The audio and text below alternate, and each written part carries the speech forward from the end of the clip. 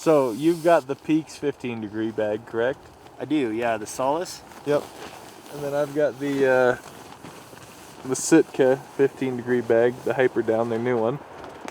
And it's about, well, I'll bet it gets down to close to 15 degrees tonight. By the time that wood burns off and it chills off, yeah.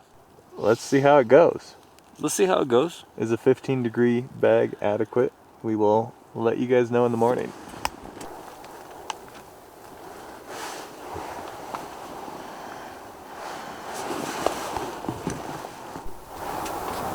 Yeah. That's pretty cold. How'd you sleep? Pretty good. How was the sleeping bag?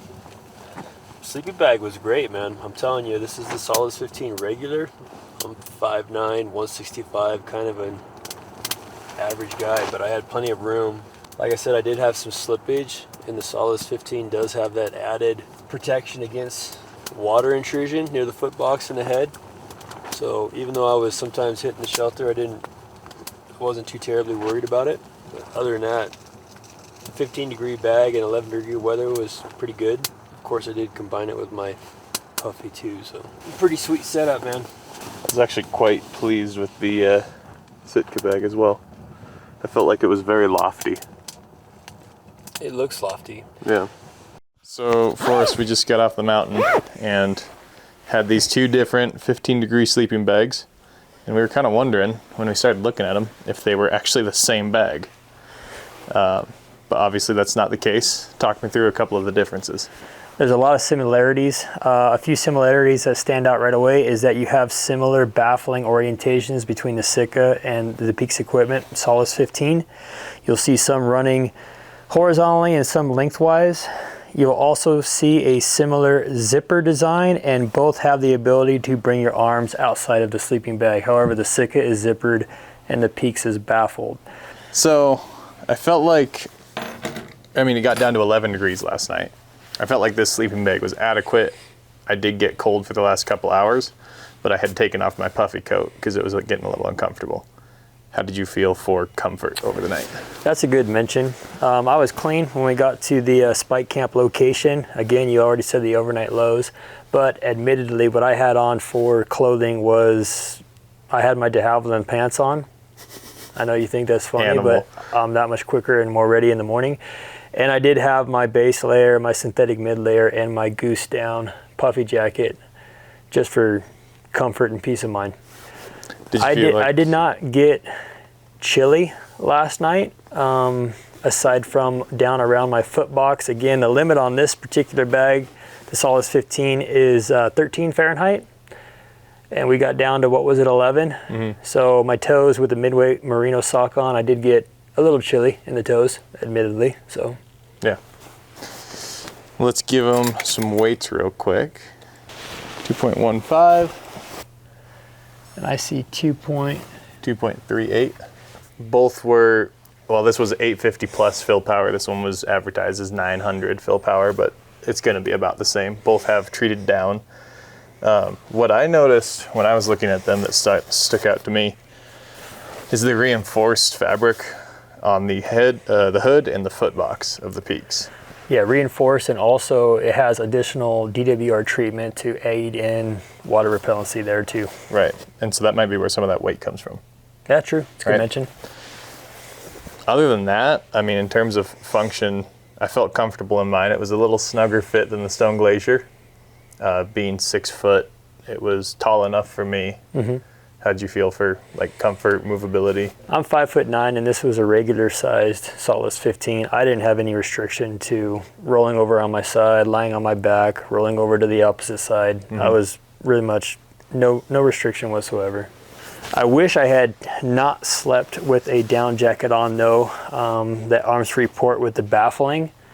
I was curious as to whether or not I would feel any cold drafts coming in. Yeah. But I can say, although the data is a little bit obscured, puffy jacket in place, I didn't feel any drafts in that region. So, just feeling like I was feeling earlier, how this is kind of a triple layer system. Yeah. It feels pretty dang good. And I assume that once you basically expand the bag, it's gonna hold in nicely. I did not use the arms-free portion of it. I ended up just unzipping the middle. I like the center zip. What do you think? The center zip is an advantage. I like it. It's very convenient. And, you know, Peax has said that this is, to some extent, a snag-free zipper. I played with that aggressively to try and see if I could get it to snag, and it didn't.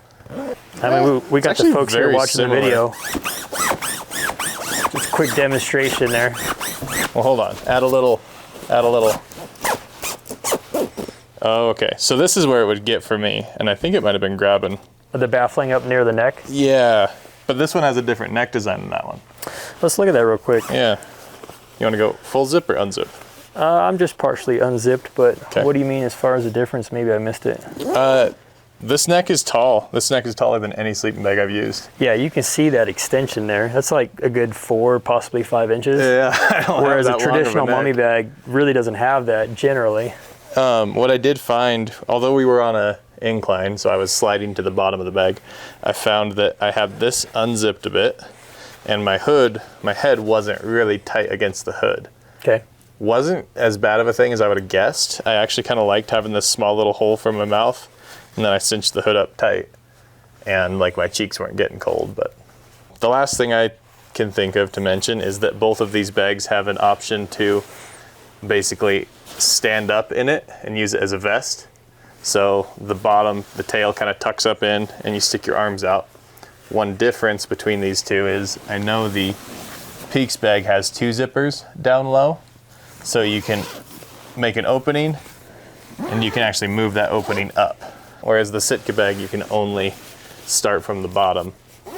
So there's only 2 zippers on the Sitka, is yes. what you're saying? Okay, and the Peax has 3. You want to try them on? I'm honestly not terribly familiar with how that works just yet, but sure, we can try it. Let's give it a go. We can fast forward the video. What's going on, Brady? What's up? This is kind of nice. So, question for you, because I have something that I noticed right away. How much mobility do you feel like you have in your arms? In my arms? Yeah. I'm not restricted to the front. I do feel a little bit on my triceps right there. Okay, that's what I feel too. It feels like the holes are very much, like this is narrow, and I get kind of stuck right about here, and you can kind of tuck it around, and then it's tight on your neck. It feels a little bit silly because it is pretty unnatural. It's a little silly. Yeah, but I mean, if you're gonna make a bag, why not have the added capability? Right. I can see the reasoning. This is a good time to show, though, what I was talking about with this zipper. Can't hear me. But the point is, when it's zipped up all the way, like, you're very much not able to breathe out of your mouth. One night, moderate winds, steady at 15, gusting to 25, overnight low down around 11 or 12 Fahrenheit.